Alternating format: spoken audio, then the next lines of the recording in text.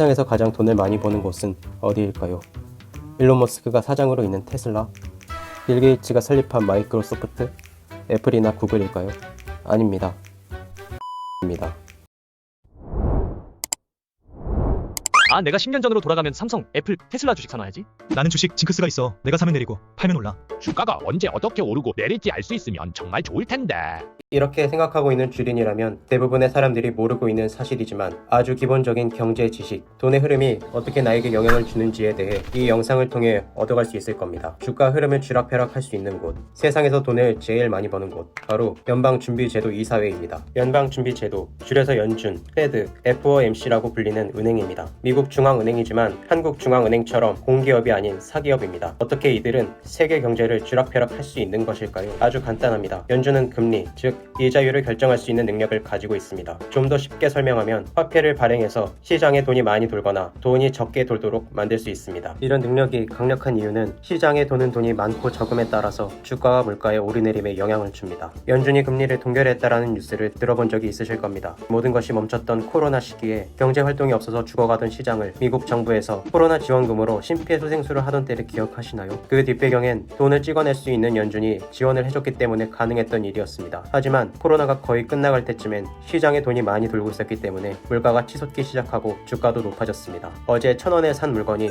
내일 1,200원으로 올라가면 손해를 보게 됩니다. 하지만 사람들은 당장 필요 없는 물건을 살 수는 없으니 물건을 파는 기업 주식에 투자를 하기 시작합니다. 그렇게 주가는 오릅니다. 돈이 많이 풀리던 코로나 시기에 지금 주식 안 하면 바보라는 말이 나왔던 이유입니다. 하지만 물가가 치솟으며 변동이 거세진 세계 경제를 안정시키기 위해 연준은 금리를 높이기 시작합니다. 여기서 금리를 높이기 시작한다는 것은 이자율을 높인다는 말이어서 사람들은 높아진 이자율 때문에 돈을 갖게 됩니다. 그렇게 세상에 돌던 돈이 없어지기 시작하고 물가가 안정됩니다. 코로나가 끝날 때쯤 연준에서 금리를 올리겠다는 소리가 나온 이유입니다. 이때 전문가들이 주식이 떨어진다는 예상을 많이 했고 실제로도 주식시장이 폭락했던 것을 보면 알 수 있습니다. 연준이 발행한 화폐가 어떻게 시장에 뿌려지는 걸까요? 미국 대통령이 연준 의장에게 돈이 없다라고 하면 의장이 국가 채권을 발행하라고 합니다. 그러면 연준이 미국 채권을 사들입니다. 미국 정부는 채권을 팔아서 얻게 된 돈을 이용해 국가 공공기관을 만들거나 사업을 지원하며 사람들에게 일거리를 만들어주고 돈을 쥐어줍니다. 이러한 과정을 통해 시장에 돈이 풀리게 됩니다. 세계 경제를 쥐락펴락하는 연방준비위원회는 사기업입니다. 어떻게 국가 권력이 아닌 사기업이 이런 엄청난 힘을 가진 것일까요? 이 최고의 권력을 가진 의장을 미국 대통령이 임명합니다. 대통령이 의장을 임명한다는 것 때문에 공기업 같지만 의장 결정 과정을 잘 살펴보면 아니라는 것을 알 수 있습니다. 연방준비위원회 이사회는 의장 1명과 7명의 의사진으로 구성되어 있고 연방준비위원회 이사진 8명 중에 1명의 의장이 결정해야 합니다. 그 전에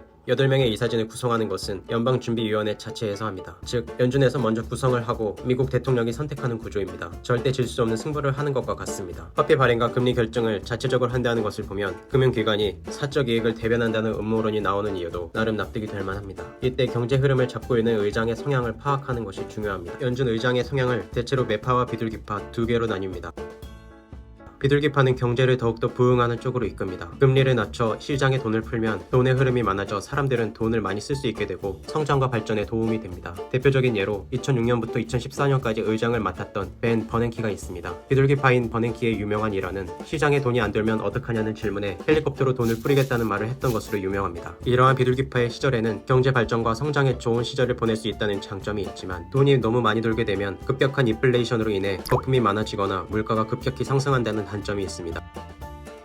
매파는 안정을 위주로 합니다. 금리를 높여 시장에 돈이 적게 돌더라도 거품을 줄여 물가를 낮추고 돈의 가치를 높이는 것을 목표로 합니다. 지금 연준 의장으로 있는 제롬 파월 의장이 코로나로 인해 돈을 많이 풀었지만 코로나가 끝날 때쯤 금리를 올릴 거라며 나왔던 기사에 매파적 발언이라는 말이 나온 이유도 이러한 이유입니다. 매파적 발언이 나왔다는 이야기가 나오면 시장에 돈을 줄이겠다는 말이고 덩달아 화폐 가치가 올라가기 때문에 1달러에 1,400원까지 올라갔던 이유입니다. 한국은 수출로 먹고 사는 나라여서 물가나 주가, 환율 등이 미국 경제에 영향을 많이 받습니다. 때문에 이런 개념은 주식을 하지 않더라도 왜 물가가 상승하는지, 내가 힘들게 번 돈이 왜 갑자기 많이 빠져나가는지, 그리고 내가 가진 돈의 가치를 유지시키기 위해 어디에 투자를 해야 하는 것인지 알려면 돈의 흐름을 알아야 합니다. 이 내용이 이해가 안 된다면 여러 번 들으면서 충분히 숙지하는 것을 추천드립니다. 감사합니다.